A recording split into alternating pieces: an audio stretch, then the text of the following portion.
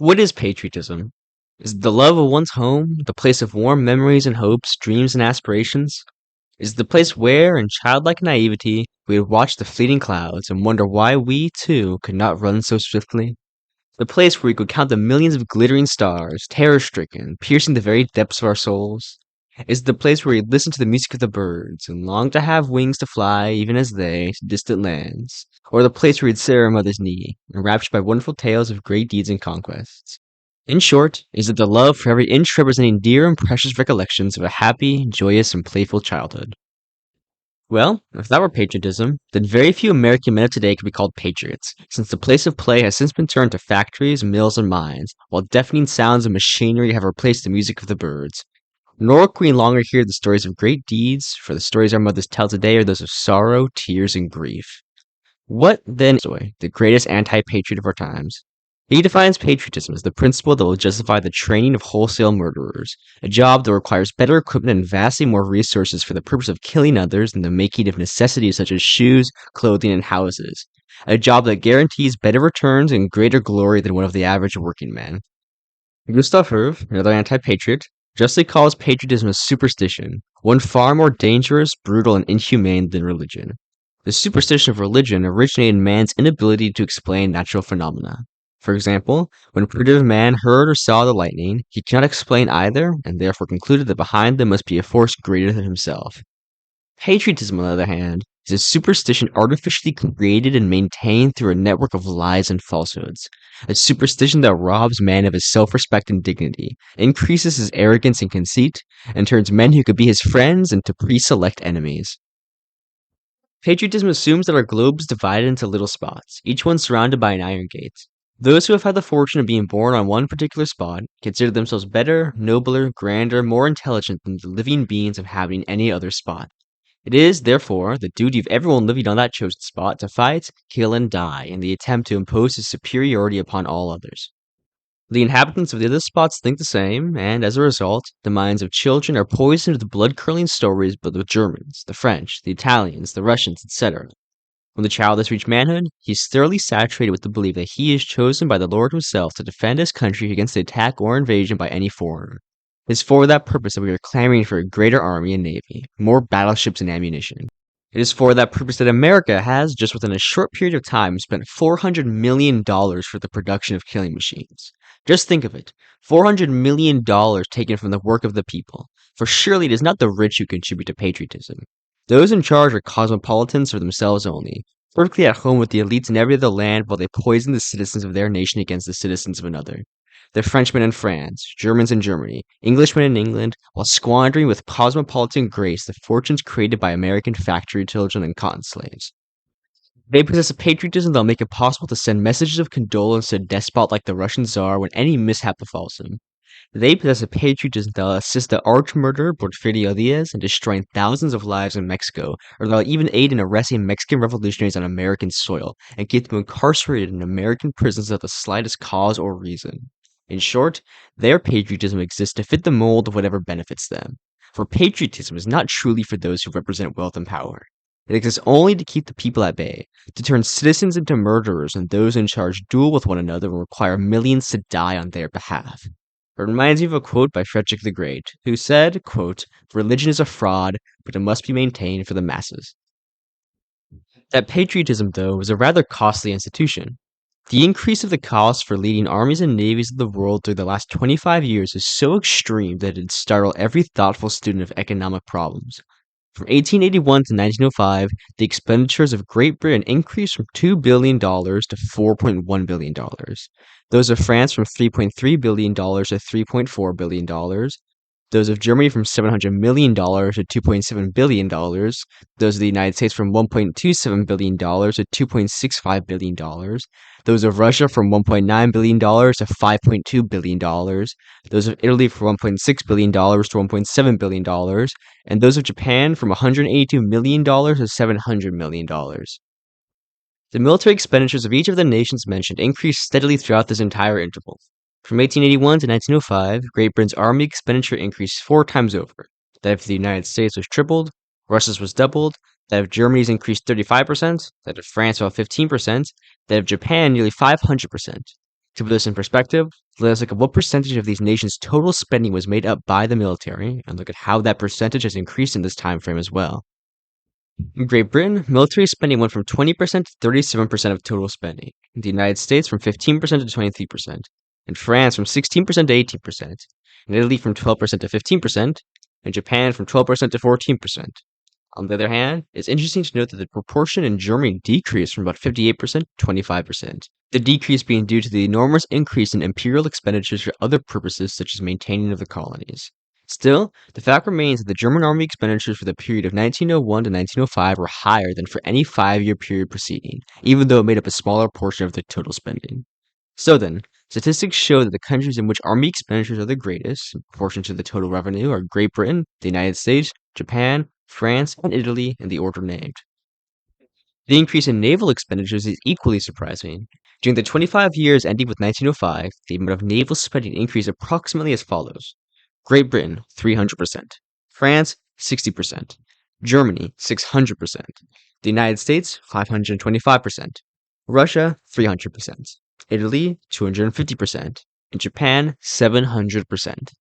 With the exception of Great Britain, the United States sends more for naval purposes than any other nation, and this expenditure bears also a larger proportion to the entire national disbursements than that of any other power.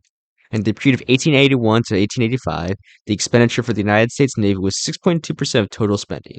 The amount rose to 6.6% in the next 5-year period, to 8.1% for the next year, 11.7% the next, and to 16.4% for the period of 1901 and 1905. It's almost certain that for the next 5 years, this trend will continue as well. The rising cost of militarism may be further illustrated by computing it as a per capita tax on population. When shown in this form, it has risen in Great Britain from $18.47 to $52.50, in France from $19.66 to $23.62, in Germany from $10.17 to $15.51, the United States from $5.62 to $13.64, and in Russia from $6.14 to $8.37, in Italy from $9.59 to $11.24, and Japan from 86 cents to $3.11. It is in connection with this rough estimate of cost per capita that the economic burden of militarism is most visible. The irresistible conclusion from the available data is that the increase of expenditure for military purposes is rapidly surpassing the growth of population in each of the countries considered in the present calculation. In other words, continuation of the increased demands of militarism threatens each of those nations with the gradual exhaustion of both men and resources. The awful waste that patriotism necessitates ought to be sufficient to cure most of this disease, yet patriotism demands still more. The people are urged to be patriotic, and for that luxury they pay, not only by supporting their defenders, but even by sacrificing their own children. Patriotism requires allegiance to the flag, which means obedience and readiness to kill father, mother, brother, and sister. The usual contention, however, is that we need a standing army to protect the country from foreign invasion. This, however, is a myth maintained to frighten and coerce the foolish. War is almost never born out of true necessity. Instead, it occurs when those in charge benefit from it, when they believe the profit they will receive from conquest will outweigh the costs incurred. These costs of war, may I add, are truly tremendous, even to those in charge. As such, the governments of the world, knowing each other's interests, do not typically invade each other. They have learned they can gain much more by international arbitration of disputes than by war and conquest. Indeed, as Carlyle said, quote, "War is a quarrel between two thieves too cowardly to fight their own battle. Therefore, they take the boys from one village and another village, stick them into uniforms, equip them with guns, and let them loose like wild beasts against each other." It does not require much wisdom to trace every war back to a similar cause. Let us take our own Spanish-American War, supposedly a great and patriotic event in the history of the United States. How our hearts burned with indignation against the atrocious Spaniards. However, our indignation did not flare up spontaneously. It was nurtured by months of newspaper agitation, long after Butcher Wilder had killed off so many noble Cubans. Still, and just to the American nation be it said, it did grow indignant, and was willing to fight, and that it fought bravely. But when the smoke was over, the dead buried, the cost of war came back to the people in an increase in the price of commodities and rent. That is, when we sobered up from our patriotic spree, it suddenly dawned on us that the cost of the Spanish-American War was a consideration of the price of sugar. Or, to be more explicit, the lives, blood, and money of the American people were used to protect the interests of American capitalists, which are threatened by the Spanish government. That this is not an exaggeration, but is based on absolute facts and figures, is best proven by the attitude of the American government to Cuban labor. When Cuba was firmly in the clutch of the United States, the very soldiers sent to liberate Cuba were ordered to shoot Cuban working men during the Great Cigar Makers Strike, which took place shortly after the war. Nor do we stand alone in waging war for such causes. The curtain is beginning to be lifted on the motives of the terrible Russo-Japanese War, which cost so much blood and tears. We see again that behind the fierce god of war stands the still fiercer god of commercialism. Kropotkin, the Russian Minister of War during the Russo-Japanese struggle, has revealed the true secret behind the latter. The Tsar and his Grand Duke, having invested money in Korean concessions, the war was forced for the sole purpose of speedily accumulating large fortunes. The contention that a standing army and navy is the best security of peace is about as logical as the claim that the most peaceful citizen is he who goes out heavily armed. The experience of everyday life fully proves that the armed individual is invariably anxious to try his strength. The same thing is historically true of governments. Really peaceful nations do not waste life and energy in war preparations, with the result that the peace is maintained. However, the clamor for an increased army and navy is not truly due to any foreign danger, real or perceived. It is owing to the dread of the growing discontent of the masses and of the international spirit amongst the workers. It is to meet the internal enemy that the powers of various countries are preparing themselves, an enemy who, once awakened to consciousness, will prove more dangerous than any foreign invader. The great powers that have been for centuries engaged in enslaving the masses have made a thorough study of their psychology. They know the people as a whole are like children, whose despair, sorrow, and tears can be turned into joy with a little toy. And the more prettily the toy is dressed, the louder the colors, the more it will appeal. An army and a navy represents the people's toys. To make them more attractive and acceptable, hundreds and thousands of dollars are being spent for the display of these toys. That was the purpose of the American government in equipping a fleet and sending it along the Pacific coast, so that every American citizen should be made to feel the pride and glory of the United States. The city of San Francisco spent $100,000 for the entertainment of the fleet. Los Angeles 60,000. Seattle and Tacoma about 100,000. Oh, and did I say to entertain the fleet? What I meant was to wine and dine with a few superior officers, while the brave boys had to mutiny to get sufficient food. Yes, $260,000 were spent on fireworks, theater parties, and revelries, at a time when men, women, and children throughout the breadth and length of the country were starving in the streets, when thousands of unemployed were ready to sell their labor at any price. $260,000. What could not have been accomplished for such an enormous sum? But instead of a bread and shelter, the children of those cities were taken to see the fleet so that it may remain, as one of the newspapers said, a lasting memory for the child. A wonderful thing to remember, is it not? The implements of civilized slaughter. If the mind of the child is to be poisoned with such memories, what hope is there for a true realization of human brotherhood? We Americans claim to be a peace-loving people. We hate bloodshed, we are opposed to violence, we go into spasms of joy over the possibility of projecting dynamite bombs from flying machines upon helpless citizens. We are ready to hang, electrocute, or lynch anyone who, from economic necessity, will risk his own life in the attempt upon some industrial magnate. Yet our hearts swell with pride at the thought that America is becoming the most powerful nation on earth, and that it will eventually plant her iron foot on the necks of all other nations. Such is the logic of patriotism. But even considering the evil results that patriotism brings to the average man, it is nothing compared to the insult and injury that patriotism puts upon the soldier himself. He, the savior of his country, the protector of his nation, what is patriotism in store for him? A life of slavish submission, of vice and perversion during peace, a life of danger, exposure, and death during war. While on a tour in San Francisco, I visited the Presidio, the most beautiful spot overlooking the bay and Golden Gate Park.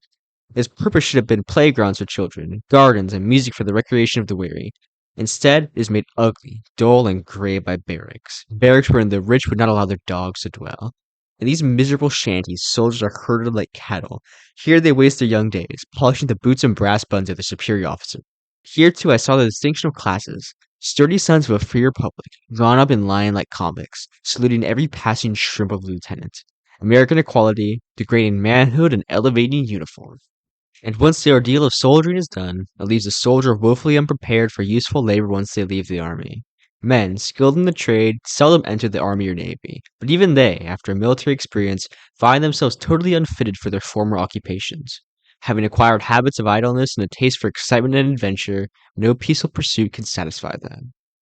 However, of all the evil results I have just described, none seems to be more detrimental to human integrity as the spirit patriotism has produced in the case of Private William Buwalda. For context, Private William was a soldier who shook hands with Emma Goldman at a speech and was then court-martialed and sentenced to 3 years of hard labor. Because he foolishly believed that one can be a soldier and exercise his rights as a man at the same time, the military authorities punished him severely. True, he had served his country 15 years, during which time his record was unimpeachable. According to General Funston, who reduced Bawalda's sentence to 3 years, quote, "The first duty of an officer or an enlisted man is unquestioned obedience and loyalty to the government, and it makes no difference whether he approves that government or not." Thus, Funston stamps the true character of allegiance. According to him, entrance to the army abrogates the principles of the Declaration of Independence itself. What a strange development of patriotism that turns a thinking being into a loyal machine. In justification of this most outrageous sentence of Bawalda, General Funston tells the American people that the soldier's action was a, quote, "serious crime equal to treason." Now, what did this terrible crime really consist of? Simply in this: William Bawalda was one of 1,500 people who attended a public meeting in San Francisco, and, oh horrors, he shook hands with the speaker, Emma Goldman. Terrible crime, indeed, which the general calls a, quote, "great military offense, infinitely worse than desertion." Can there be a greater indictment against patriotism than that this will thus brand a man a criminal, throw him into prison, and rob him of the results of 15 years of faithful service? But Waldo gave to his country the best years of his life and his very manhood, but all that was for nothing. Patriotism is inexorable. Like all insatiable monsters, it demands all or nothing. It does not admit that a soldier is also a human being, who has a right to his own feelings and opinions, his own inclinations and ideas. No, patriotism cannot admit that. That is the lesson which Bawaldo was made to learn at a rather costly, though not at a useless price. When he returned to freedom, he had lost his position in the army, but he regained his self-respect. After all, that is worth 3 years of imprisonment. A writer on the military conditions of America, in a recent article, commented on the power of the military man over the civilian in Germany. He said, among other things, that if our republic had no other meaning than to guarantee all citizens equal rights, it would have just cause for existence. I am convinced that writer was not in Colorado during the patriotic regime of General Bell. He probably would have changed his mind had he seen how, in the name of patriotism in the republic, men are thrown into bullpens, dragged about, driven across the border, and subjected to all kinds of indignities. Nor is that Colorado incident the only one of the growth of military power in the United States. There is hardly a stripe where troops and militia do not come to the rescue of those in power, and where they do not act as arrogantly and brutally as do the men wearing the Kaiser's uniform. Then, too, we have the Dick military law. Had the writer forgotten that? A great misfortune with most of our writers is that they are absolutely ignorant on current events, or that, lacking honesty, they will not speak on these matters. And so it has come to pass that the Dick military law was rushed through Congress with little discussion and still less publicity, a law which gives the president the power to turn a peaceful citizen into a bloodthirsty man-killer, supposedly for defense of the country, in reality for the protection of the interests of that particular party whose mouthpiece the president happens to be. Our writer claims that militarism can never become such a power in America as abroad, since it is voluntary with us, while compulsory in Europe. There are two very important facts, however, that gentleman forgets to consider. First, that conscription has created in Europe a deep-seated hatred of militarism amongst all classes of society. Thousands of young recruits enlist under protest, and, once in the army, they will use every possible means to desert. Second, that is a compulsory feature of militarism which has created a tremendous anti-militarist movement, feared by European powers far more than anything else. After all, the greatest bulwark of capitalism is militarism. The very moment the latter is undermined, capitalism will totter. True, we have no conscription, that is, men are not usually forced to enlist in the army, but we have developed a far more exacting and rigid force, necessity. Is it not the fact that during industrial depressions there is a tremendous increase in the number of enlistments? The trade of militarism may not be either lucrative or honorable, but it is better than tramping into the country searching for work, standing in the breadline, or sleeping in municipal lodging houses. After all, it means $13 per month, 3 meals a day, and a place to sleep. Yet even necessity is not sufficiently strong a factor to bring into the army an element of character and manhood. No wonder our military authorities complain of the, quote, poor material enlisting in the army and navy. This admission is a very encouraging sign. It proves that there is still enough of the spirit of independence and love of liberty left in the average American to risk starvation rather than don the uniform. Thinking men and women the world over are beginning to realize that patriotism is too narrow and limited of a conception to meet the necessities of our time. The centralization of power has brought into being an international feeling of solidarity among the oppressed nations of the world. A solidarity which represents a greater harmony of interest between the working man of America and his brothers abroad than between the American miner and his exploiting master. A solidarity which fears not foreign invasion, because it is bringing all the workers to the point when they will say to their master, "Go and do your own killing. We have done it long enough for you." This solidarity is awakening the consciousness of even the soldiers, a solidarity that has proven infallible more than once during past struggles, and which has been the impetus inducing the Parisian soldiers during the Commune of 1871 to refuse to obey when ordered to shoot their brothers. It has given courage to the men who mutinied during Russian warships during recent years. It will eventually bring about the uprising of all the oppressed and downtrodden against their international exploiters. The workers of Europe has realized the great force of that solidarity and have, as a result, inaugurated a war against patriotism and its bloody specter, militarism. Thousands of men fill the prisons of France, Germany, Russia, and the Scandinavian countries because they dared to defy the ancient superstition. Nor is the movement limited to the working class. It has embraced representatives in all stations of life, and chief exponents being men and women prominent in art, sciences, and letters. America will have to follow suit. The spirit of militarism has already permeated all walks of life. Indeed, I am convinced that militarism is growing a greater danger here than anywhere else because of the many bribes capitalism holds out to those whom it wishes to destroy. The beginning has already been made in the schools. Evidently, the government holds true to the Jesuit conception.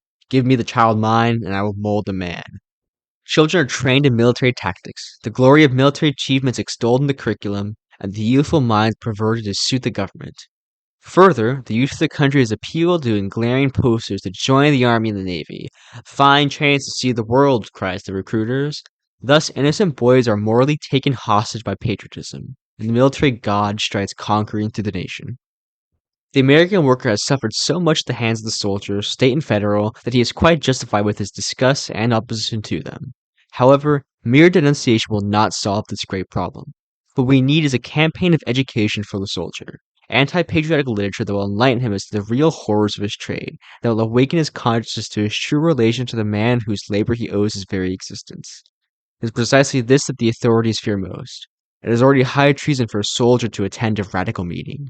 No doubt they will also stamp it high treason for a soldier to read radical pamphlets. But then, haven't the authorities at all time declared every step of progress as treason?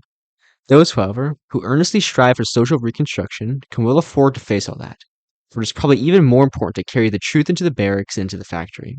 When we have undermined the patriotic lie, we shall have cleared the path for that great structure wherein all nationalities shall be united into a universal brotherhood, a truly free society.